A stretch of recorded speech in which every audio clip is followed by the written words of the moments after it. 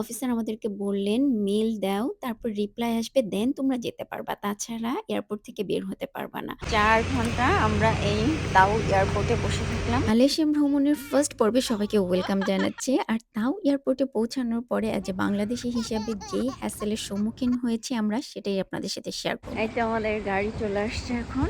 বিসমিল্লাহির রহমানির রহিম বলে আমরা মালয়েশিয়ার উদ্দেশ্যে রওনা দিচ্ছি আমাদের শাওশিং সিটি থেকে।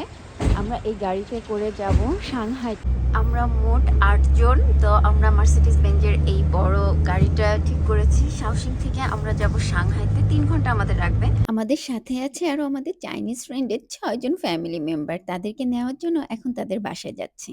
আমাদের সবথেকে ইম্পোর্টেন্ট ব্যক্তি এই যে ছোট্ট লুকাস বেবি, আমার ফ্রেন্ডের বেবিটা। আরো এখানে যারা আছে শুধুমাত্র আমাদের ফ্রেন্ডটা বাদে বাকি সবার জন্য এটাই হচ্ছে ফার্স্ট ইন্টারন্যাশনাল ট্রিপ।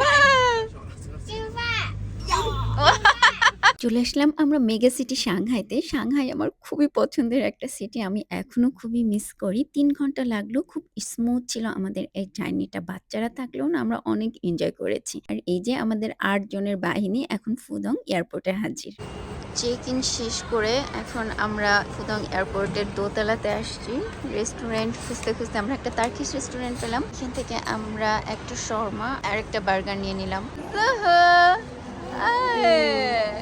আমরা এখন গেটের দিকে যাব। আমাদের গেট D229। আমরা তো মালয়েশিয়ার সিম্পর্নাতে যাওয়ার জন্য রওনা দিয়েছি। এই জায়গাটা না এত বেশি পপুলার না আমাদের বাংলাদেশীদের কাছে, কিন্তু চাইনিজদের কাছে এই জায়গাটা ভীষণ পপুলার। বলা যায় একদম মালদ্বীপের কপি এইরকম। আমাদের খাবার দিয়েছে অনেকক্ষণ আগে, কিন্তু আমরা তো খেতে পারবো না রোজা। আর এই যে আমাদের লুকাস আমাদের সাথে দেখা করতে আসছে।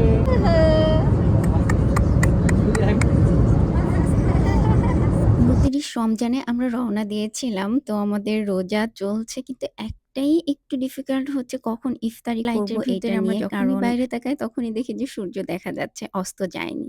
টাইমও ওইভাবে বুঝতে পারিনি। তো আমরা অনেক হিসাব-টিসাব করে মনে হলো যে ৬টা ৩৭ এর দিকে অস্ত গেল। এই যে বাইরে দেখা যাচ্ছে যে সূর্যটা আর দেখা যাচ্ছে না। তখন আমরা ইফতারি করলাম।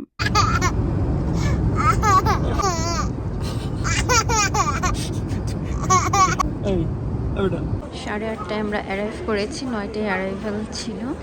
আধা ঘন্টা আগে। আলহামদুলিল্লাহ অনেক স্মুথলি আমরা চলে এসেছি তাও এয়ারপোর্টে সাবা। মালয়েশিয়ার সাবা প্রভিন্সের এই তাও এয়ারপোর্টটা খুবই ছোট এবং এখানে এসে আরো অবাক হলাম, এখানে প্রায় 80% হচ্ছে চাইনিজ। আমরা যখন পেপার রেডি করছিলাম তখনও দেখলাম যে আমাদের চাইনিজ কলিগের সাথে ওদের পেপারস গুলো খুবই কম ছিল আর খুব ইজি।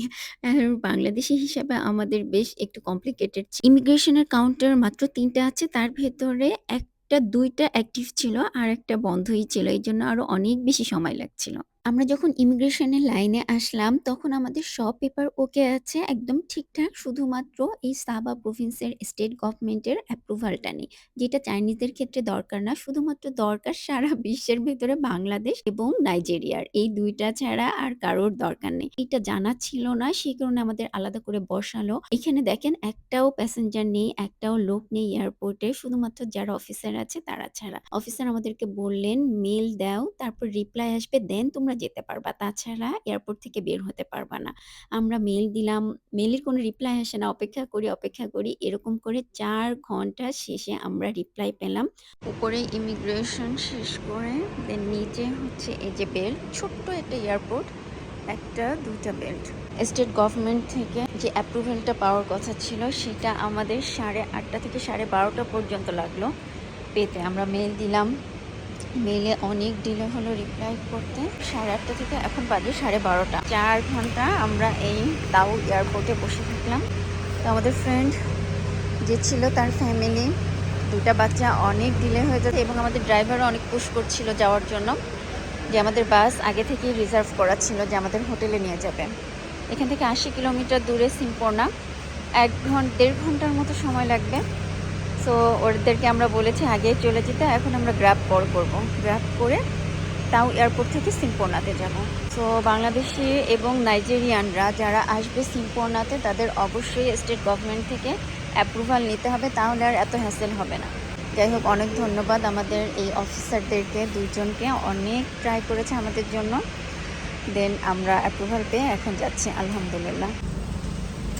তো আমাদের বাস যেহেতু চলে গেছে, আমরা এখন যে গ্র্যাব কল করে তারপরে গ্র্যাবে করে যাচ্ছি। অনেক বেশি বেশি হেডেক গেল মিস্টার রিয়াজের উপর দিয়ে এই ৪ ঘন্টায়। এর ভেতরে আমাদের অনেক কিছু চিন্তা করা লেগেছে যে আমরা যদি সিম্পূর্ণাতে এন্ট্রি করতে না পারি, আমাদের এর পরবর্তী প্ল্যান ছিল কুয়ালালামপুরে যাওয়ার জন্য। বাট ওইখানের হোটেল বুক দেওয়া ৩ দিন পরে, টিকিটও ওইভাবে করা সাবা থেকে কুয়ালালামপুরের। বাট এখন যদি চেঞ্জ করতে হয়, যদি এখানে ঢুকতে না পারি, কিভাবে সবকিছু আবার ক্যানসেল করতে হবে, নতুনভাবে বুকিং দিতে হবে। মারাত্মক একটা হেডেকের ভেতর দিয়ে গেছে। এই সিম্পূর্ণাটা অসম্ভব সুন্দর জায়গা। আপনাদেরকে আগামী ভিডিওগুলাতে দেখাবো। আপনারাও নিঃসন্দেহে বলবেন যে অসম্ভব সুন্দর জায়গা। আল্লাহর এই নিয়ামত দেখতে পেরেছি। এই সুন্দর জায়গা দেখার জন্য আমরা যে হ্যাসেলটা পেলাম, আপনারা যাতে না পান বাংলাদেশিরা, সেই জন্য সিম্পূর্ণাতে যারা আসবেন অবশ্যই আগে সাভার স্টেট গভর্নমেন্টকে মেইল দিয়ে অ্যাপ্রুভাল নিয়ে দেন আসবেন। তখন একদম স্মুথ, অন্যান্য দেশে যেরকম ঘুরেন স্মুথ থাকে,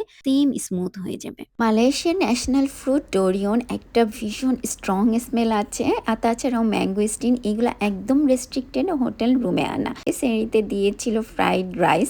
সেদিন ছিল লাস্ট রোজা, ৩০তম রোজা। তবে ফ্রাইড রাইসটা এত বেশি টেস্টি ছিল না। যাই হোক, আলহামদুলিল্লাহ সবকিছু শেষ করে প্রথম রাতটা শেষ হলো। দেখা হবে পরবর্তী দিন সব মজার সুন্দর ভিডিও নিয়ে। সবাই অনেক বেশি ভালো থাকবেন, আমাদের সাথেই থাকবেন। আল্লাহ হাফেজ, আসসালামু আলাইকুম।